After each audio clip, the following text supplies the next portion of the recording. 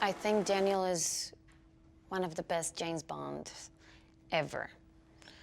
Obviously, he has the sophistication and the strength and the attitude and the talent, but I think personally something that makes him stand out more and makes the character more special is, and maybe people don't perceive him that way, it's how funny Daniel is. And he has this sense of humor and this charisma that makes him create a character that's very relatable and real.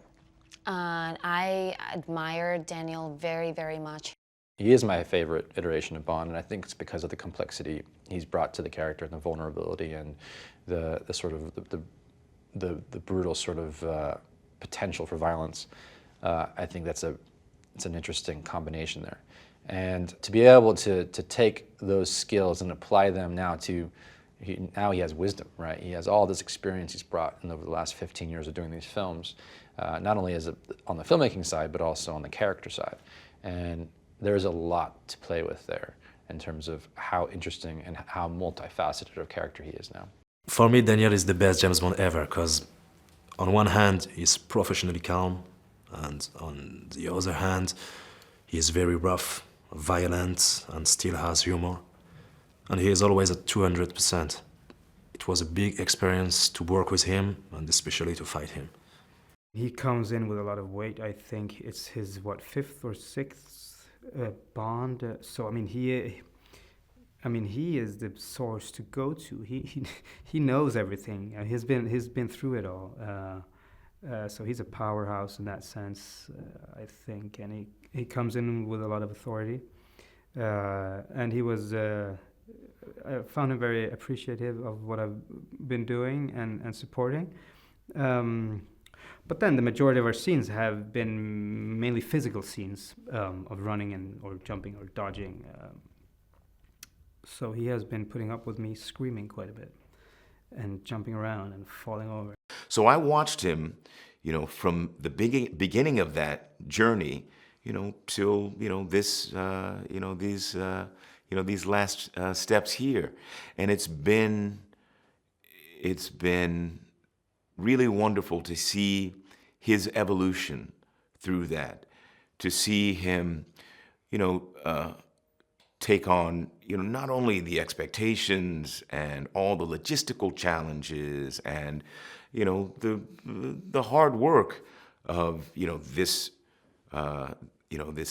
sequence of films, but also having started, at the beginning with him and watched him now. I missed a couple in between, but to see him grow into the responsibility and to see him become this leader, when at the start, I think naturally, as with anyone, there was a bit of uncertainty, with him. So that's been really gratifying. That's been really a pleasure to look at him, having been away, as I said, for a couple of films, and go, oh, look at this guy, he is, he's captaining this thing now, and that's really cool to see. And he's also, beyond that, Daniel's, an incredible, he's an actor who's always in the moment, very intense, of course, bringing his, his signature style and characteristics to this character, but at the same time, both on and off the camera, just an incredibly, generous presence. Daniel, he's everywhere. He's working on the script. He's have an eye on, on set, on the stunt, on everything. He wants to have his vision, not just because he's passionate. He wants to give the maximum to the audience for his public. He doesn't want the audience to be disappointed. So that's why he's very hard with himself, and I have to say he's done an amazing job, and I don't know where his energy comes from to do all of that, because he also has just the lead character to take care of. He got off to a flyer with Casino Royale, and hopefully, each film has strengthened his relationship with the role, as well as created new relationships with other characters, which over the time have strengthened and deepened as well. you know, he's got a fantastic sense of humour. He's obviously, you know, he's not bad looking, and he's also just an incredibly deft and gifted actor. And it's it's a fairly strong package he brings to the franchise, and I wouldn't necessarily like to be the person who follows him. A brilliant actor who's brought himself to this character. I mean, that's all you can really hope for. And he's just made, I think, an indelible stamp upon it. And it's got a lot of Daniel in it, you know. And it's a very, very different incarnation of the character to the ones that preceded it. And whoever comes next will have the freedom to do the same thing. And I think that's another thing that sort of makes the series remain fresh and alive and makes people still want to come and see it, is that this character can kind of morph and encompass new qualities and characteristics. But I think Daniel's been really remarkable in bringing it into the 21st century, and really central and very clever actually in the way he's done that. Whilst obviously all the time being very aware of the extraordinary history of it, and how to kind of always acknowledge those things that people want from a Bond film. Well, Daniel brings an incredible intelligence to the part. He's he's highly aware of the script evolvement, the story he's part of. He doesn't just turn up and play the part, which he does very well. He's very engaged with what the thing is, what the film is as a creation. And I think I get the sense that whatever his input is, it's pretty smart.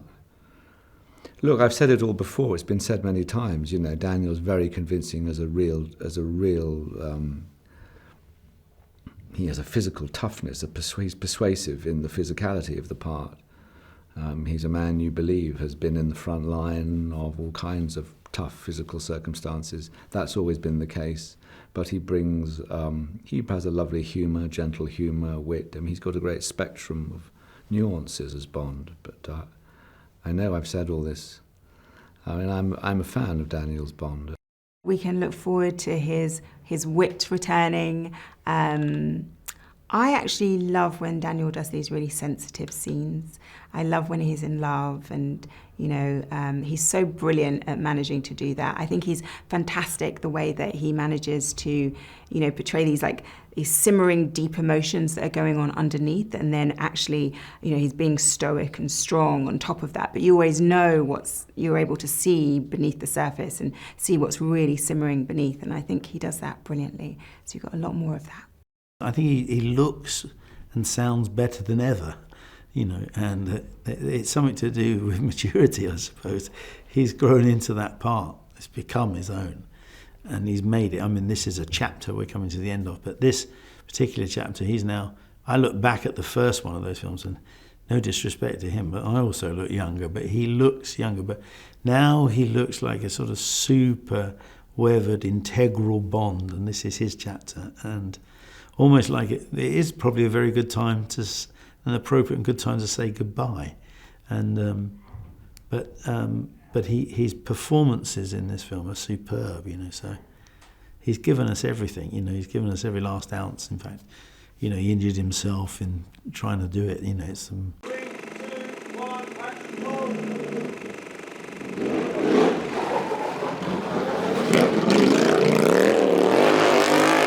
This film is going to be a very unique, emotional journey for the character of Bond. I think we're going to take this character into places where we have not yet seen him go, and I think that the way that Daniel in particular can play this character, it will be really amazing to see to see how he pulls it off and to watch this arc that we are making for him in this film. So I think we're all very excited to see how that shapes. No Time to Die is about love, betrayal, the past, and legacy. It's a franchise that comes with such weight in the world of cinema and in the world of the audiences and in the world of media. It's of a certain significance that many other films don't have, or franchises for that matter. So it means a lot, for me at least, to have been a part of that franchise. I think the things you see in this Bond film, which people expect but are also very excited to see, are the cars, what the cars do, the gadgets, what's Q going to give him to save the world this time, what are the things we've never seen before, what are the impossible situations that he somehow finds his way out of. I think, for my money, the film is a farewell to Daniel's Bond and the relationships Daniel's Bond has had with others. I think that the plot is strong, but I think it's more psychological, possibly. I mean, Madeleine's backstory is sort of childhood trauma.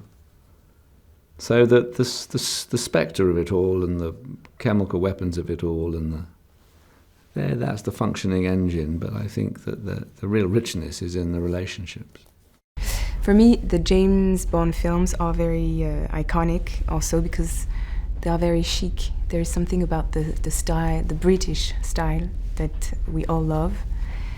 And so yeah, we think about the cars, we think about the beautiful locations, the suits, the gadgets, of course, beautiful women, beautiful men. And yeah, there is, it's very, it makes us dream. Definitely the Bond of No Time to Die is not the same of Casino Royale. It's not the same guy, but it makes sense because that guy is 15 years old older.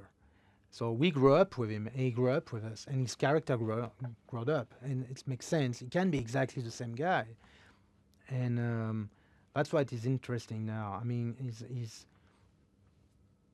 the charisma he has in this one is just very special.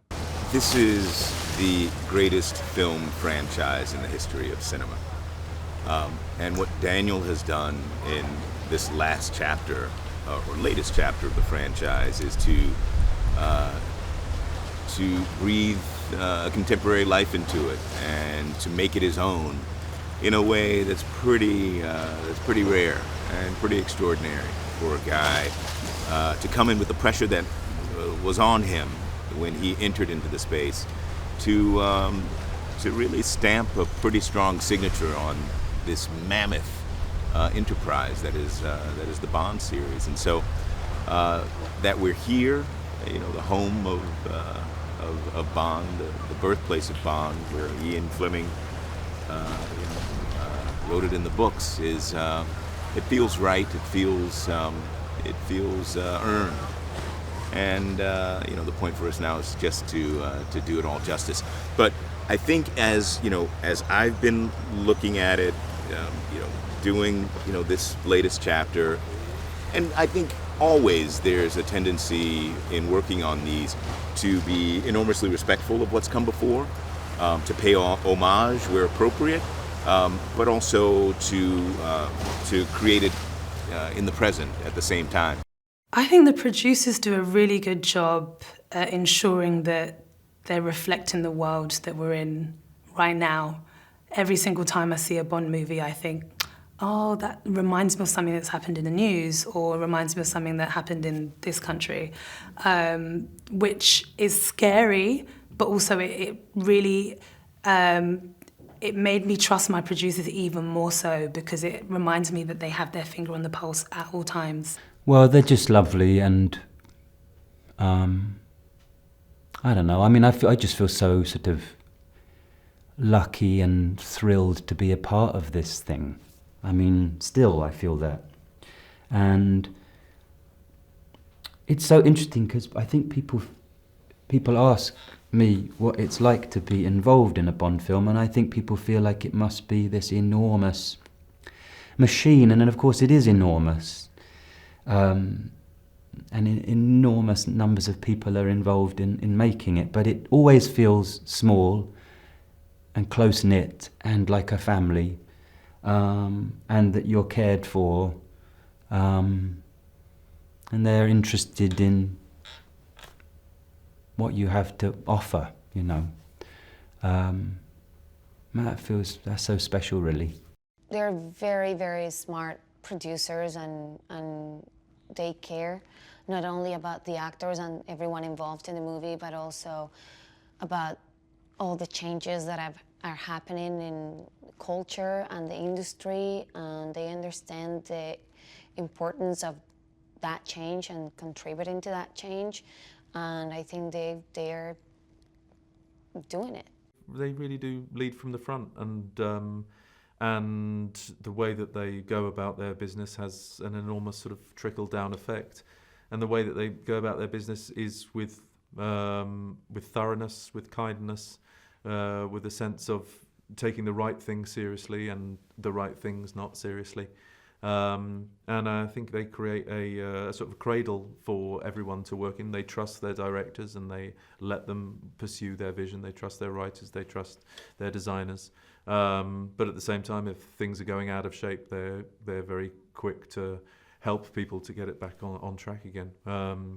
Every film, you know, the fact that they've been doing it for so long and they've still got the appetite and enthusiasm and rigor to be as precise as they are each time is again humbling. I think a lot of it is to do with the way that Michael and Barbara and Greg keep pushing themselves, and the way that the creative teams know that there's a body of work upon which people have a great fondness for, but how to keep pushing that forward, how to keep changing it without crushing everyone's expectations. I guess to a certain extent, there's a degree of comfort in something still existing for that amount of time. Some part of the old world or your youth that is still going on and is still as vivid and as exciting as you remember it when you were 6 or 7 when you were first watching them.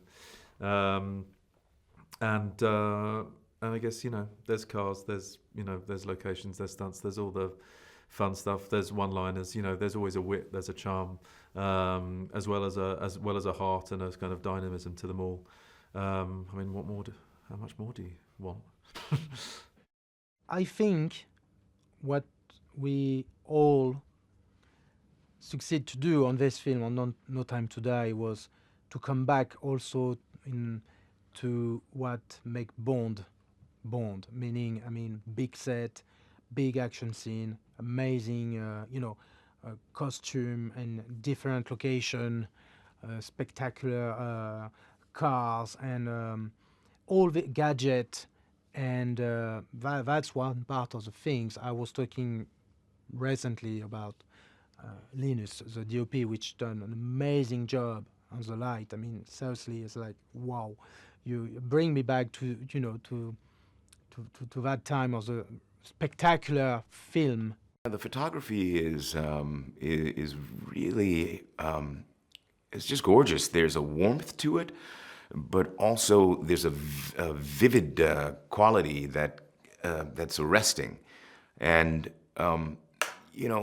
there's an expectation from audiences that we're not going to retrace old steps with this. And I think in terms of the cinematography, it really is pushing the envelope, I think. I'm always amazed with cinematographers, the ways in which they're able to harness the technology and push it a little bit further with each chapter. And Linus is just he's a bit of a maestro with all of this. Also, we're not shooting on, this isn't digital, we're shooting on film. So the tones and the warmth that brings to the screen, it just, at least to this point, it can't be matched.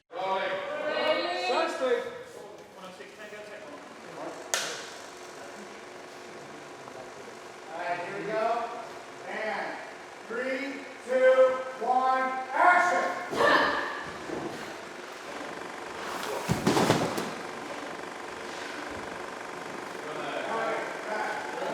I think people is going to be blown away by the Cuban sets. I am Cuban and I know exactly how Cuba looks like, and I think it's very hard to recreate a country like this where there's this decadent aspect of it, but at the same time so much color and it's so rich and the pass of time through the city and the people and the, you know, texture and even even the weather. It's like you can feel it on the screen, and when I stepped into those sets, I was, you know, blown away by it. There's a young lady in Santiago I want you to meet. You're late. When you're ready. Salute. She's relatable and she's real and she's flawed and I think very approachable, and I think people's gonna like her. Women are gonna like her. There's something about her that is almost like this simplicity and this normalcy in the way she carries herself and the relationship with Bond, that it's playful, but then at the same time she's very serious and all she cares about is the job, is the biggest job she's ever had. So all her attention is about that and she just wants to get it right. Our wardrobe designer and Carrie and I went through this phase of discussing what we wanted her to look like. We tried lots of suits and pants and jumpers and all of these things to make it more practical, because I have obviously a lot of action and we wanted to be comfortable and covered and you know, all the right things in the right places and all of that. But it was, there was still something missing, and then at some point we came across this beautiful navy dress that we obviously tried and rehearsed all the action, and it was good for it. I met your new 00. She's a disarming young woman. I get why you shot him. Naomi is a little bit of a teacher's pet in regards to M.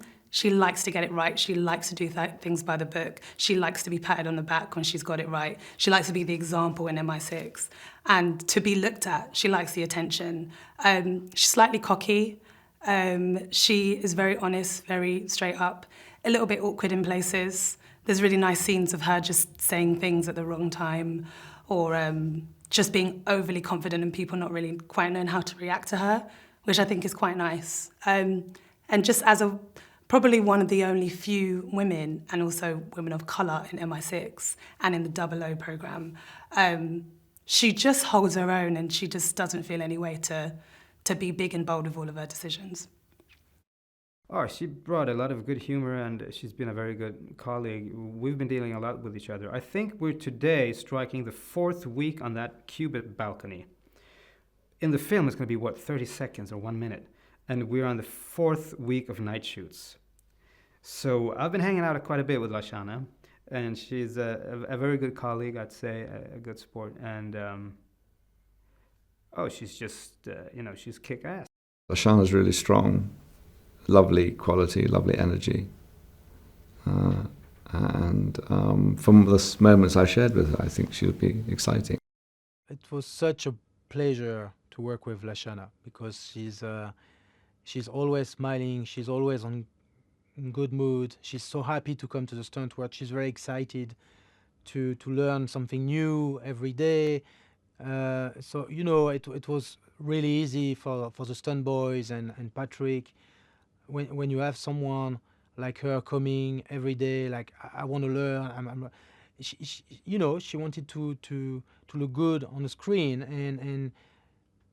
and she's done everything to success and do that at the end. You know, she worked hard because she's someone who wants to be precise in what she do, and there is no place for hazard, and she wanted to do her stuff. So I said, yeah, okay, sure. I mean, everything which was safe enough, she's done it. And she's done a lot. In terms of fight, she's been on wire, she's done a part of the jump. I mean, she's done a lot, and always with a smile. All the stunt department loved her because she was, again, very respectful, and we saw her, how fast she become, comfortable with weapon and fighting and kicking and punch and all of that. It's like, really, she worked hard, but I think it's worth it because you can see on the screen it's her. So as soon as Lashana started with us, every day, straight into we used to call it Shed 32, which was where we had our fight training, we had our gym, and a lot of the guys, we'd go in there and concept a lot of the action. Olivier and me would sit down and just throwing notes around everywhere, and then Lashana would be training in the corner. So you pop in and always keep an eye on what she was doing, working non-stop the whole time. If she wasn't stretching or conditioning, she'd have a pistol in her hand, or she'd have a rifle, and constantly just working on all of the things that we knew that were going to be coming her way. So again, putting her in a harness, getting her at comfortable height and wire work, absolutely, again, brilliant, and loved every minute of it. Was, bouncing through the door every morning. Let's go, what are we doing? Where's my gun? That is what you need when you're working, as a lead on a Bond film, especially when her character is going to have such a physical role. She was, absolutely brilliant. The women that you see in this movie will very clearly reflect the kind of women that are in the world today.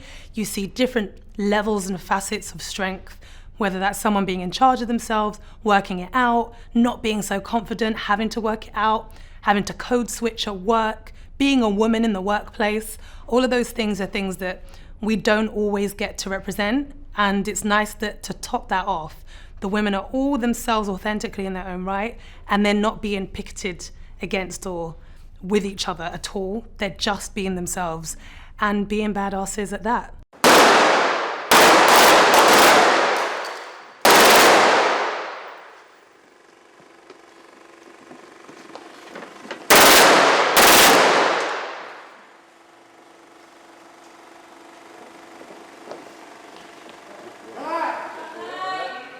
They're allies, they're capable people, individuals in their own right, who are completely equal to him in terms of what they're offering for the mission they're on. I think it's absolutely brilliant that the women in this movie play such a central role.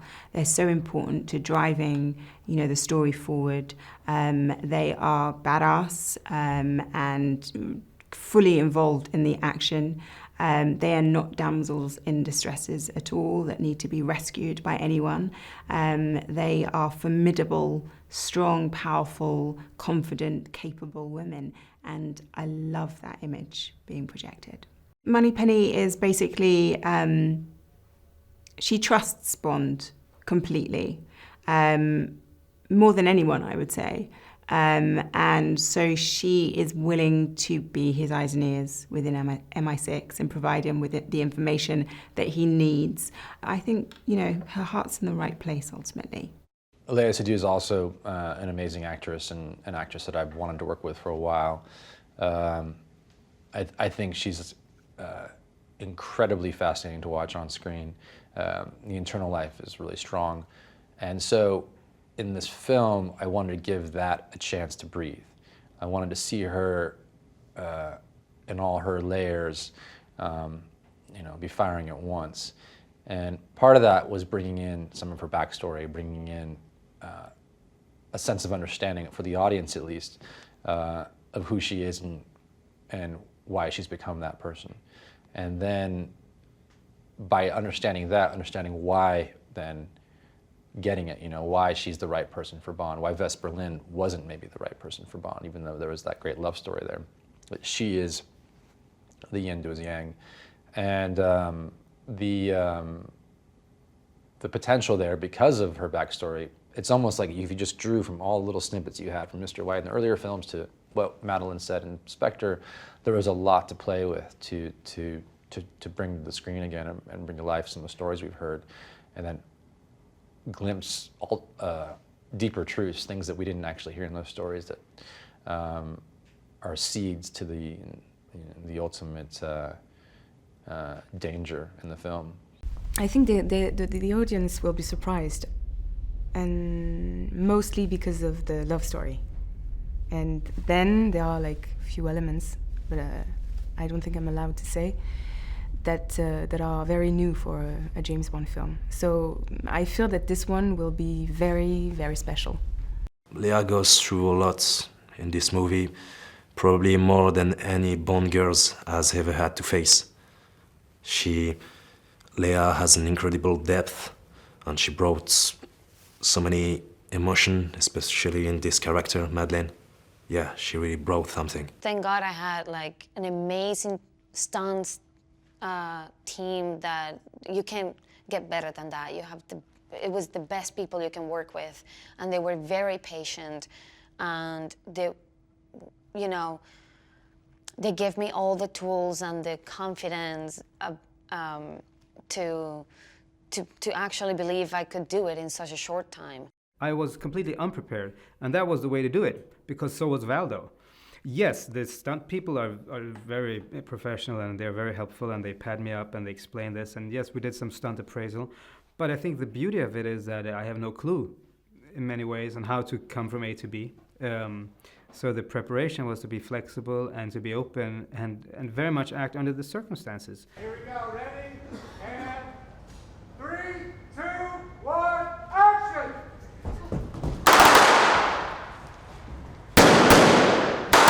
Keep touching me!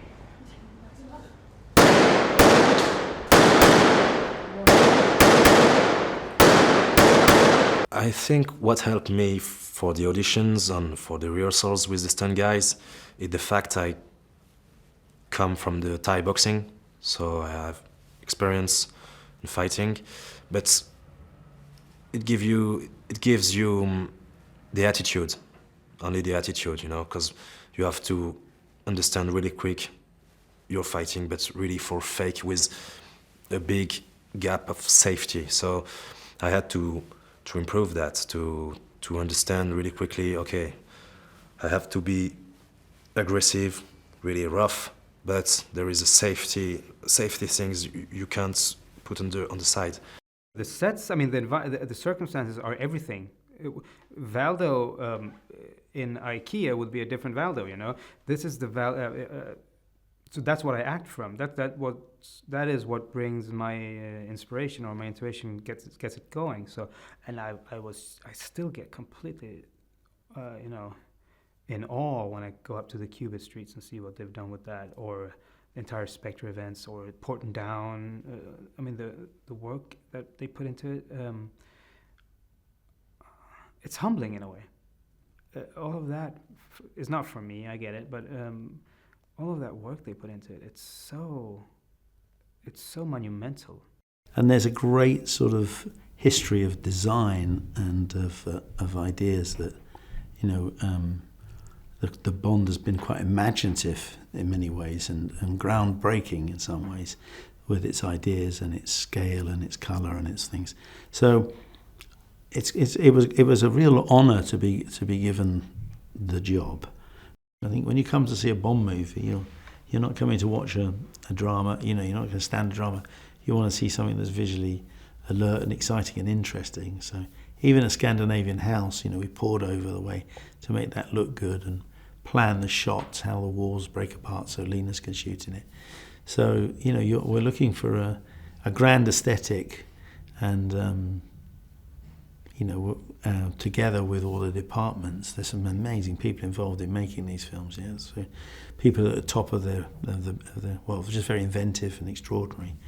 And so I've had an absolutely amazing experience making this. I can't deny it's been tough. The time restraints and things have been tough. But I think the thing we've not let go of that challenging for a grand aesthetic that would be appropriate for a Bond movie. Every time you stepped into a set, the more real it is, the better for the actor.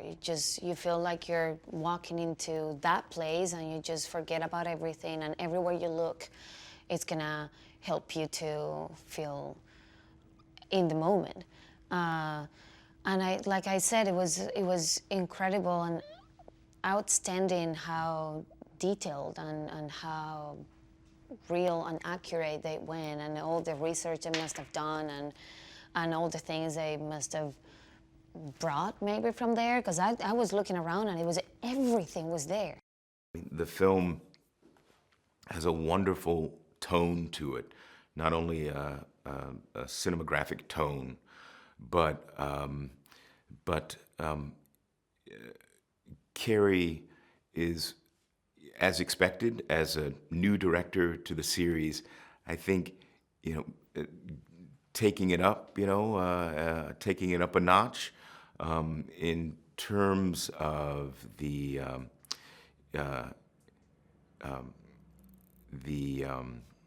in terms of the scope of the filmmaking, but also in terms of the intimacy, marrying those two things together in a way that is kind of stylized in a contemporary way. It's it's not an easy task, but I think, as it turns out, for the present, for the here and now, he was the right call and the right man for the job. So it's been really a pleasure to watch him work. Again, a lot of expectations, a lot of balls to keep juggling as he works through this. But he's done it like water off a duck's back. Their creative vision and the way they work together, because I think that is key. Costume and production design, they're not two separate elements. They're all on screen together, and Sudarat, brought so much knowledge and expertise with her team, but also just sort of tireless passion, trying to find the right clothing for characters we've seen many times before, but still make that little difference in there. But also for the new characters and the sort of the larger masses of soldiers and bad guys and villains, to give them a look that felt fresh and new. Because the tux is probably the most iconic of the James Bond wardrobe looks. Again, I revisited what each Bond had worn in the form of evening wear in all the films prior to this, and then specifically paid special attention to what Daniel had worn in terms of evening wear in the previous films he had done. So we knew we wouldn't want to repeat something that was just done in the last film, and we wouldn't really necessarily want to repeat any of the other ones. I mean, as his fifth venture into this, I feel like one of the other responsibilities you have, weight on your shoulders as a designer for Bond, is that you need to move him forward. You need to sort of take the essence of what's come before and move it forward for the next iteration. I went through all the catalog of Bond villains because they've become iconic and they're parodied even. And there's a sort of through line with all of them that I definitely wanted to pay homage to. Oh my gosh, I love Sutra. She has some of the best costumes, or brought some of the best costumes out here, and I have not been put in any of them. I wear just a plain white shirt all the time. Of course, my guy is like the most bland person, not wearing anything cool, but I understand why. I mean, it's James Bond. I didn't even get to wear a tux, like, son of a bee. But she does a great job. Lashana Nomi in our film, again, I'm so lucky. All the actors were so collaborative, and Lashana's, I think we ended up having something like 27 fittings with her, and more often than not, half of the fitting was just spent gabbing away about how we could approach the character, and then the other half was the technical part of the fitting. Lashana is so up for like whatever you want to suggest. She's so willing to try things. She's so open, but she's also, having said that, she's also very, very secure and self-possessed and very aware of what she doesn't want. It's wonderful working with Sutra. I absolutely love and adore Suturat because she's such a gentle person, and she's so collaborative and caring, and she just wants to make us as actors happy and help us on this journey to find our characters. Suturat is, she very much focused on the fact that we're in a Bond movie. We need to make iconic looks, do you know what I mean? She knows how to make an iconic look. She knows how to create an ensemble that will make you feel like when you look back in 10 years, that was definitely of the year, but it was definitely of the character. So everything's current, but also very shaped to who you're creating. What I'm wearing right now is all 100% created by her brain. Every single last bit of material, everything that was sewn, it was all from her brain. Nothing was, bar the shoes, nothing was shop bought. Everything was literally laid out and sewn, handcrafted. And I think that she really enjoys playing and manipulating materials to accentuate parts of your body and to also make it feel like you're not doing anything for show. So none of this is fashion, it just happens to look good. Unlike Nomi, who I had just said can't really be running around in heels doing her tactical moves, Anna, on the other hand, as Paloma, does run around in heels doing her tactical moves. And I would argue that that is precisely because she's going in as a party guest. She can't be going into that event dressed in tactical gear. So the surprise of her being able to conduct all these crazy stunts in what seems like a diaphanous dress is like the strength of that costume and that character, I think. The white dots on the screen, the adrenaline started pumping, and then Bond turning towards the barrel and firing. When that comes on screen, it's like to settle in and get ready for a ride. The thing with Carey is he's a super visual director, so he's very visually astute. He has an enormous encyclopedic knowledge of various things, including architecture and art, other films and so on. But he doesn't actually, unlike some other directors, give you a very specific, detailed brief. He likes to just let you bring some things to the table. It was an experience to work with Carey. I think this movie will really be different than the others because he's bringing a new angle, something like a young feel to it.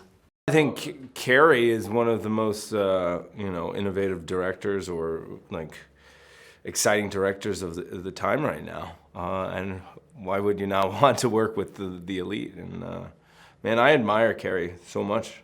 I think he gives all his heart and soul in his work, and you want to surround yourself around people like that. It's been a very, very interesting experience working with Carey. He seems wildly creative, and it was such a pleasure acting for him, because I felt from the crab anecdote a connection. He saw my work in a way, and I felt very safe and comfortable with exploring that. And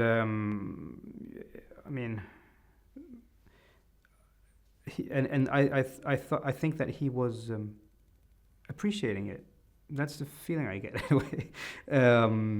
So from that zone of comfort or creatively being inspired for quite brief moments, because the scenes are usually more about running or shooting or hiding or jumping or falling, it was very much fun.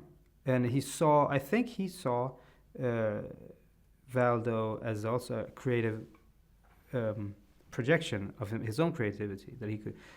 So we would invent stuff, Not everything will end up in the film, of course, but I've had a good time in front of camera. Carey brings a lot of youthful energy. There's a lot of dynamism to the way he shoots every scene. There's a lot of movement. Nothing's ever slow or static.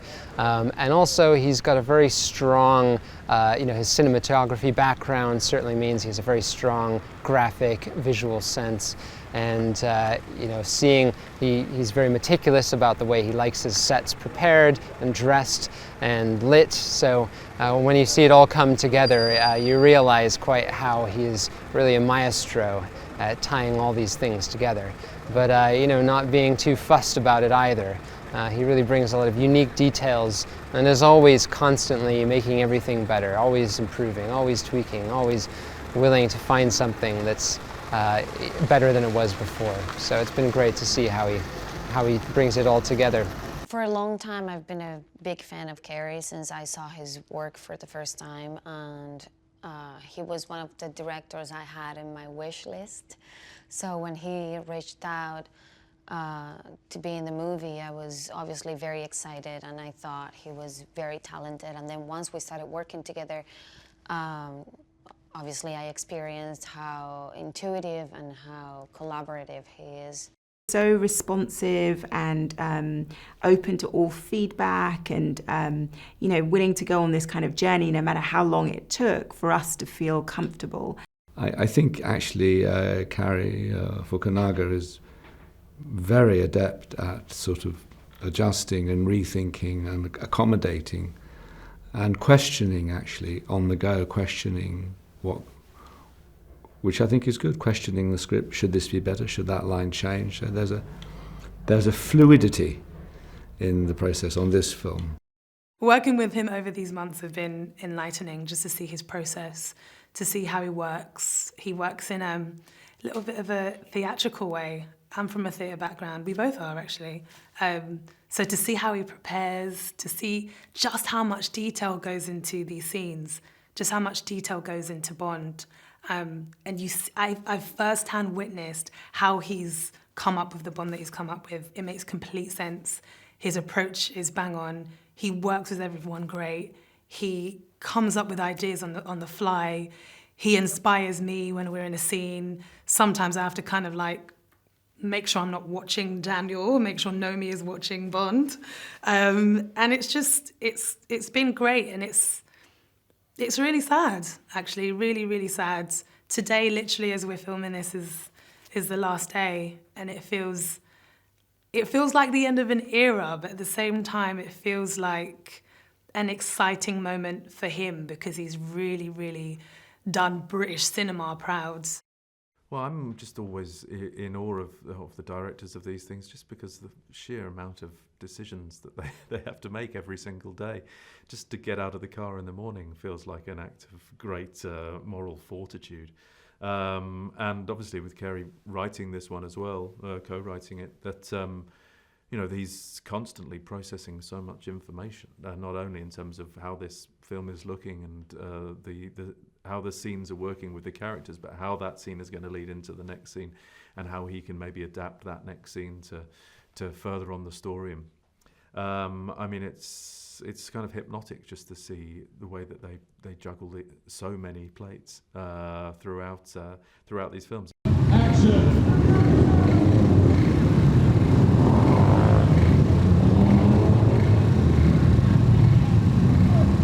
Barbara mentioned early on the idea of going back to Jamaica for this story.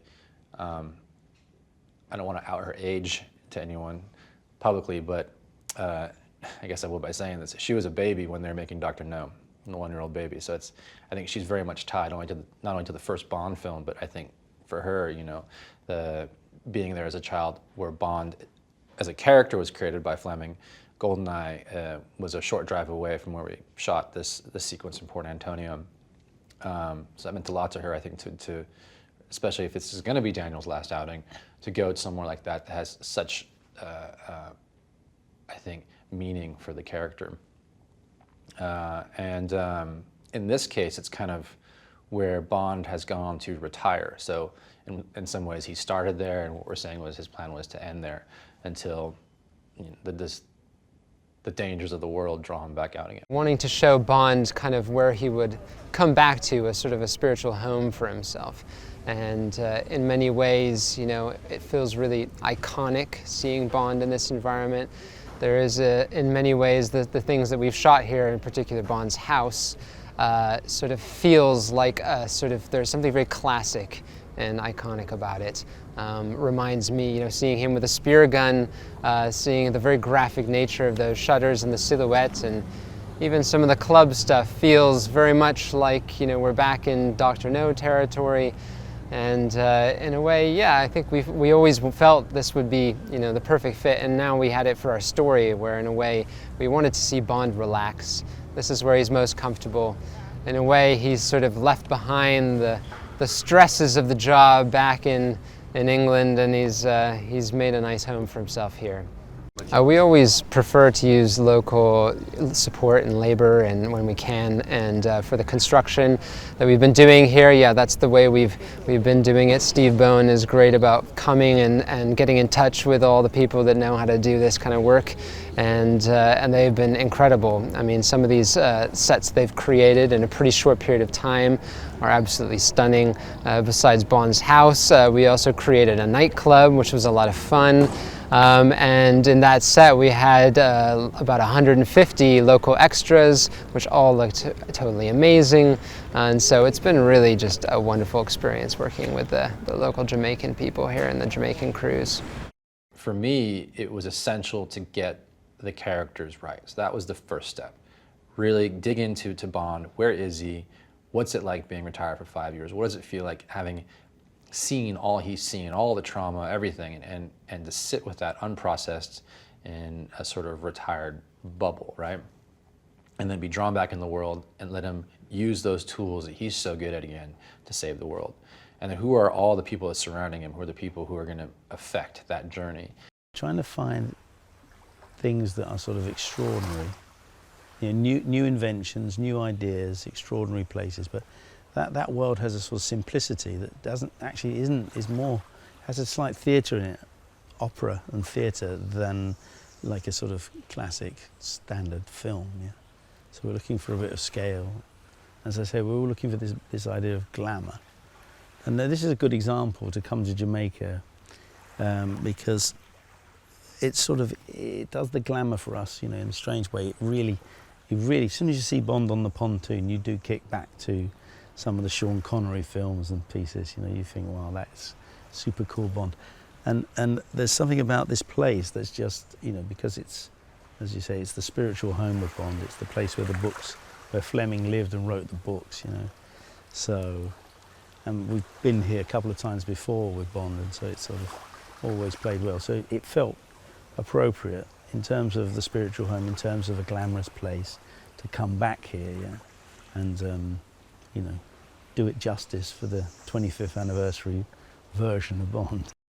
Well, the locations and, you know, the sets are other characters in the movie, and they're really powerful characters, and because they set the tone for everything.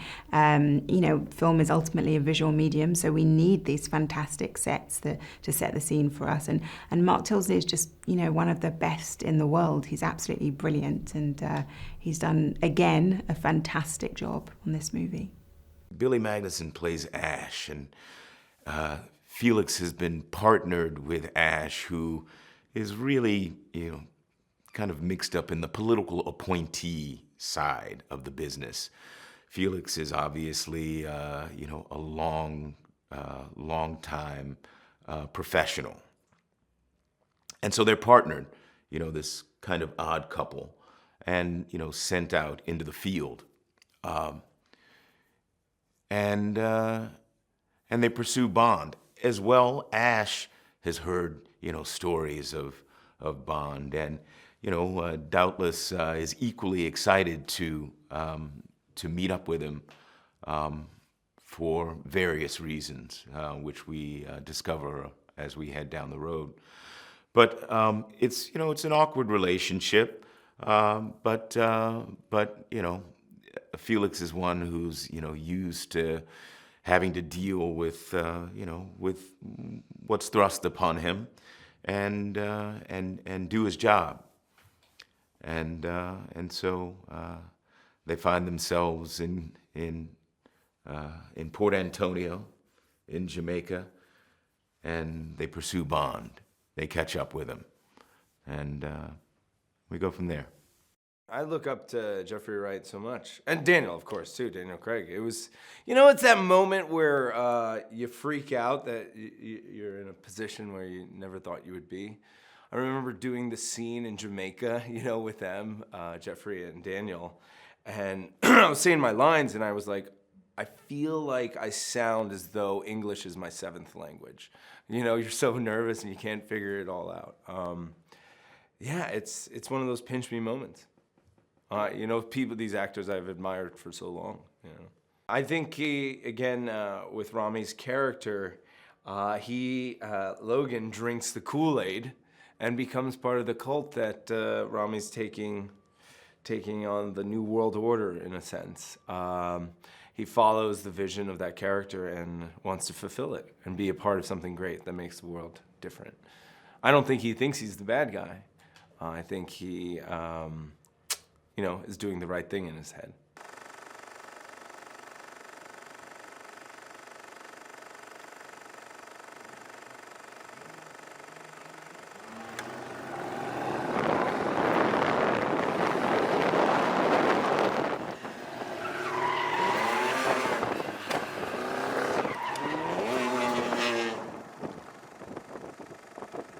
Yeah, this has been really fun and exciting to be shooting another iconic car chase, and especially with the Aston Martin Db5. Aston was extremely generous in being able to help us make 8 vehicles, which all had to be modified in different ways. We had to have pod versions, we had to have versions that were reinforced for the high-speed driving. Some were just gadget cars that had all of Corbold's bells and whistles. So it was really fun to see all of that brought into play and see the amazing choreography that the stunt team has done with Lee and his whole team for the entire journey of it.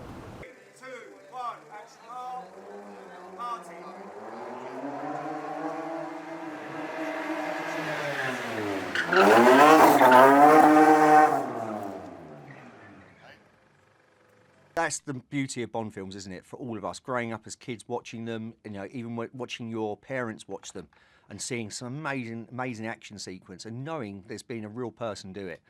For me, being in the industry 20 years and working and growing up with the world of CGI, and then working as a practical stuntman, and there's no bigger challenge or no bigger, kudos to being on a Bond film and doing a stunt for real, because you've seen iconic stunts. Bond has always set the standard for all action films for the last 50 years. So to be part of that and actually go into a Bond, prepping, designing, coordinating anything, you've got to have a real person that's got to perform that stunt, which is a huge difference to working with a more animated, superhero kind of character. Bond's a real man, although he's extraordinary and he's got, determination and he's got superior skill. He's just he's a man at the end of the day.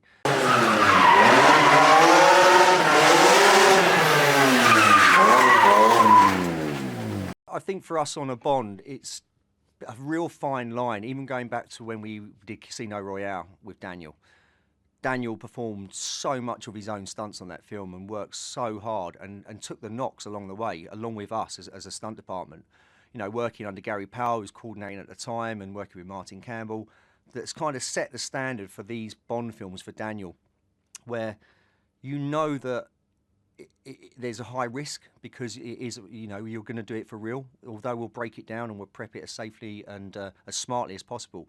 End of the day, someone, when they call action, that's a real person jumping off the cranes or crashing the car or jumping the motorcycle or driving the boat.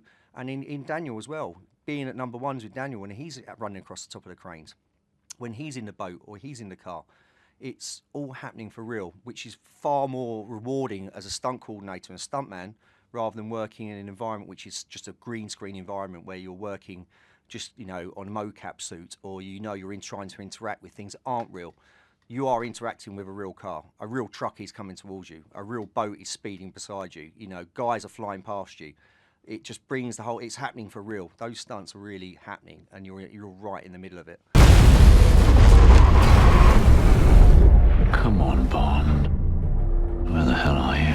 The franchise has built up and got, I think, and evolved a brilliant balance between action, a hero. It's bedded into a sort of reality from which it departs, with fantastical villains and bizarre, brilliant locations. And I think audiences who like the Bond go for that kick, go for that high.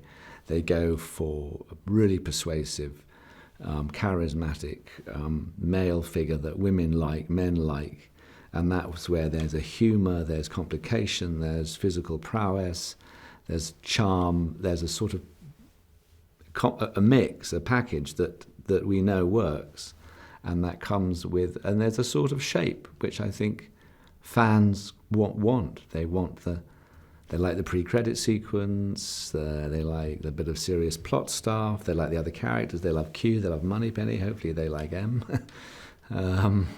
But they like the juiciness of a villain, and so there's a set of boxes that are ticked, which the fan base expects and wants. But I think what they like to see is those boxes challenged and are evolving. Being on set with Ray for the first time, I literally remember thinking, you really match this room.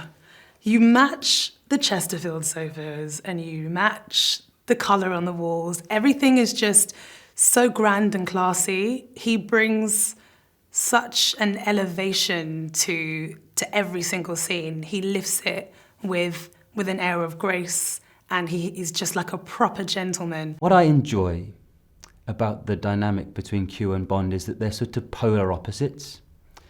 But I feel there's this kind of mutual respect, curiosity about the other, you know, because they're so different.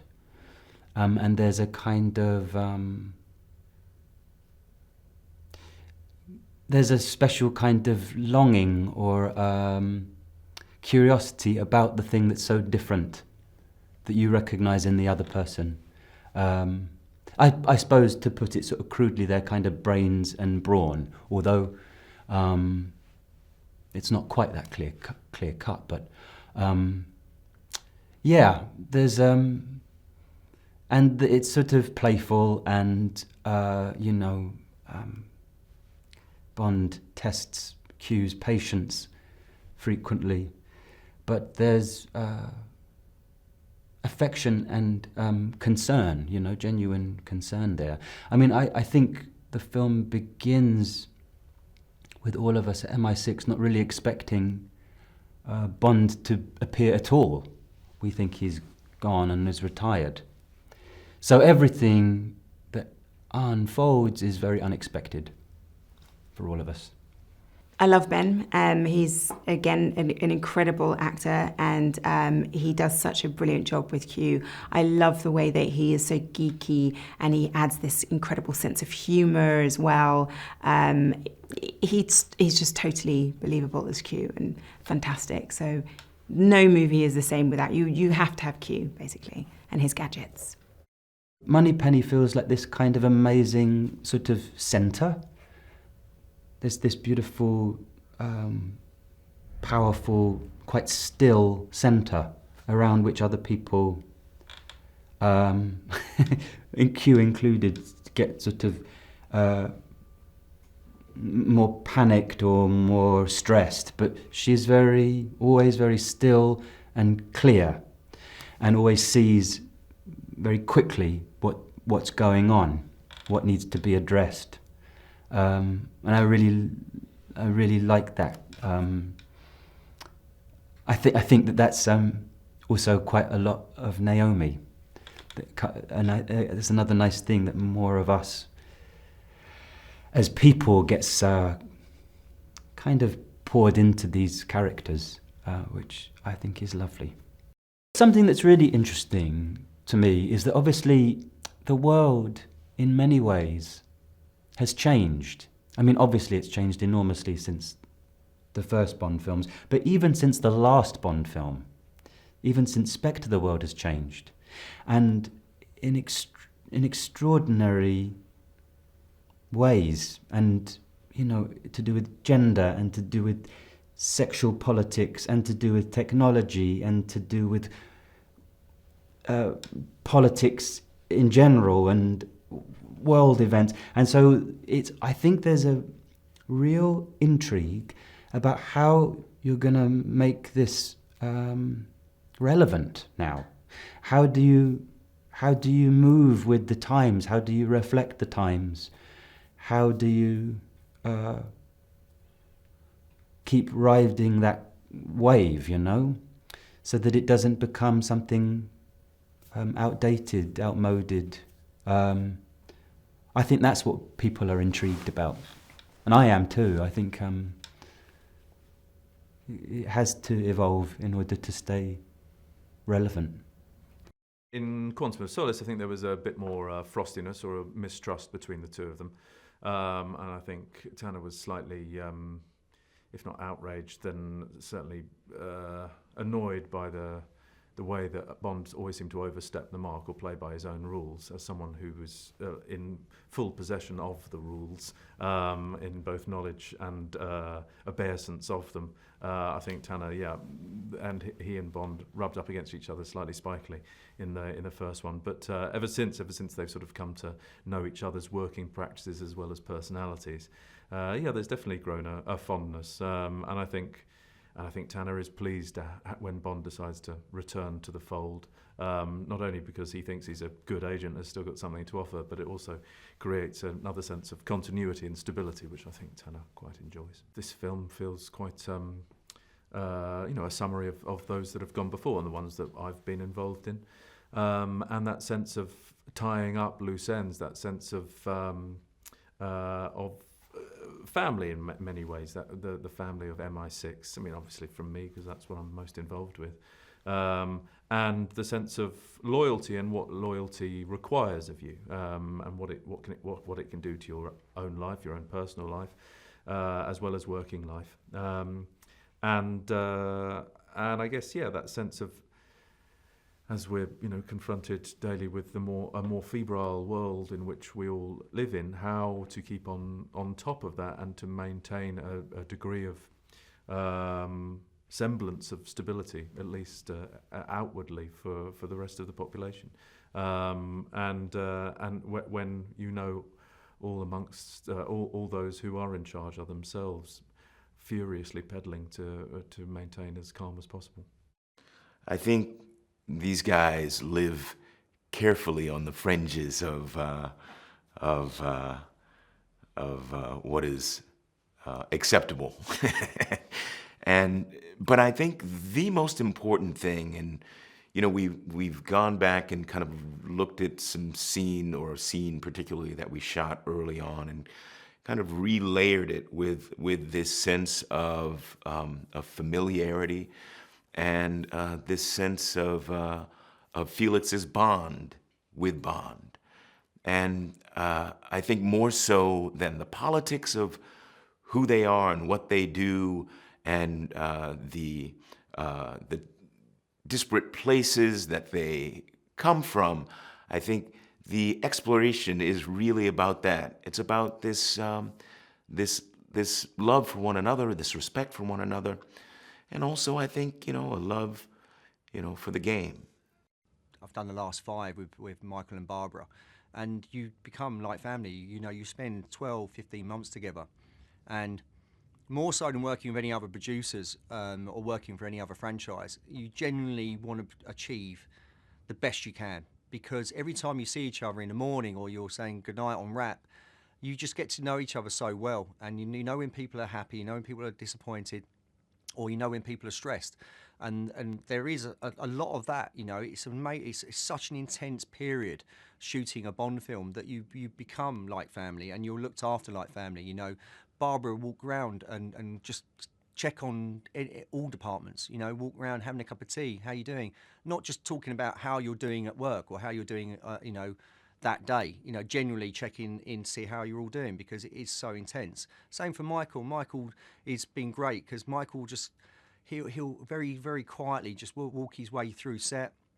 He'll watch what's going on, and he'll see people he'll see a department under pressure, and he'll come up and he'll give you a nod and give you a well done, or check you're all right, and that means the world to the crew, to be honest, and that's why everybody loves working for them. Yeah, I think for me, on this film, I mean, No Time to Die, hopefully we're going to touch on all of the favourite things about Bond, which for me has been great to see some gadgets come back, and they're fun, you know, and they're not there just for the sake of being there. The action, again, doing as much as we can practically and applying logic to it and seeing Bond do things that Bond would do is really important.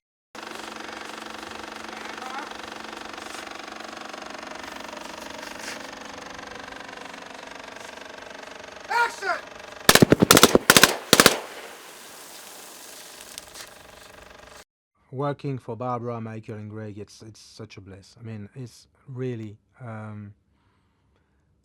think they are the way they are with their crew as a producer is very unique. Also, Barbara and Michael, with all this bond they have behind them, all this experience, all these stories. And I mean, it's amazing to talk with Michael or Barbara about what happened on this film, what happened on that Bond, and all these stories they know, all that experience they have. And they are so respectful of all the crew, and I mean, always ready to help someone or make his life easier, because they know how hard is the job. Well, it's an enormous machine. It's a huge logistical endeavor to put this film together, to put any of these films together. You have the scale of the production, but as well, of course, you have the scale of the history behind it and expectations that come with it. So you would think that there is enormous pressure and there is a sense of expectation. But what I've loved about working on these films from the start is, even though we have, this Leviathan that, we're trying to build together, we do it with a sense of family. And there's, as I've described it, it's almost like a massive, enormously budgeted independent film in terms of the spirit and the energy that everyone brings to the table in working on these things. It's really, it's been a lovely gift in my career to be a part of this, and so I was only pleased to come back and rejoin the fun. First off, how it happened was Hans called me and he said, "Right, James Bond, do you fancy doing it?" So I said, well, "What took you so long?" And because to me, I associate it with the guitar, I now since know from working with Steve that, believe it or not, that brass, I wasn't quite as aware of just what a big part of the soundscape that the brass was, but so I was like, well, I'm thinking, well, it's a guitar featured thing, so I was obviously very flattered, felt very privileged to do it and honoured. I thought, well, yeah, I think I can do that with a certain sound. What's you have to pay tribute and be appropriate to the original thing, but without pastiching it too much. I remember there was a certain point when Hans came in and said to me that I was paying slightly too much respect to the chord changes he'd written, and he wanted me to be free to, which was a very generous thing and very helpful, because he wanted me to be a bit more be myself a little more. And if maybe, I can answer the question for these guys, I think that's what happened with both Hans and Steve, in that they were very respectful to what James Bond is historically and the legacy and all of that, and the other thing, which is a real skill about being appropriate to the film, that first and foremost, but at the same time being themselves as well. You have to be you can't be so respectful that you can't have your own voice. I just can't say it enough that Michael and Barbara are just, we feel so safe and so supported because they really know what they're doing. It's very rare that you get producers who are that familiar with. Very rare. It's impossible. There is nobody else in this world who has lived the material in one way or the other the way they have, and so. you don't even need to ask the question. You just need to look over your shoulder and see how they're reacting to a certain bit to know if you're on the right track or if you need to go and steer it a bit in a certain direction. Sounds good. Apple, apple, 2, 2, 1, Charlie takes 10. But a couple of times when in meetings and when we've been going through bits of music and Daniel Craig's name's come up about how he feel about the music. It's become quite evident early on just how much he cares about Yes. the work. And in my limited experience, that's I'm sure all actors do, but leading actors do. But it's evident to everybody on the team that he really is into every aspect of it, and the music's very, very important, and he's super invested in that side of it, and that's kind of helped the atmosphere, I think, and it's added a sort of just another dimension to it, I think. Look at what's on screen, and you get so much from the actors on screen that it kind of, in a funny way, with all the material that's been written in all the past films, it ends up slightly writing itself, and then you tinker with it until you've broken it a little bit and made it kind of your own, before it becomes something new and something exciting, but still feels like it's in that world. The job of certainly the guitar in the music is often, certainly when there's action, no doubt about that. When Bond is about to go into Bond mode, whether it's a car chase or heroic, I think. Yeah. I have that association, like when he's about to be heroic, suddenly you hear the guitar, which is great, I can do that, but this will be fun. But there's also intrigue as well, I think, which was one of the things that is come from the old John Barry legacy. For me, it was really easy, because I went, if there is one genre of movies that Johnny Marr was born for to play, it's this one. I said, just be yourself. Yeah, it's been very lucky. I mean, the other thing as well, getting too corny about it, everyone's friends, everyone's working at a high level of ambition, and a lot's expected of everybody. Hang on, But what I see, sidebar. though, is that everybody kind of mates. It's a constantly evolving process. And actually the constantly evolving process is to look at the character and go, oh, hang on a second, he's moving a bit like this. It's lit differently. This is, oh, look at this. The DP is doing something really interesting with the light. So that calls for certain colours in the orchestra, or that calls for certain bits of electronica, or whatever it is. It's... and then, of course, we push it until somebody tells us to stop. There's a sensitivity, there's a grown-up sensitivity to this film, which I think is really good. And the film starts off from sort of a place of tragedy, and it doesn't start off with a fun chase. It starts in a much darker place, and give me dark, I'm happy, It inspires.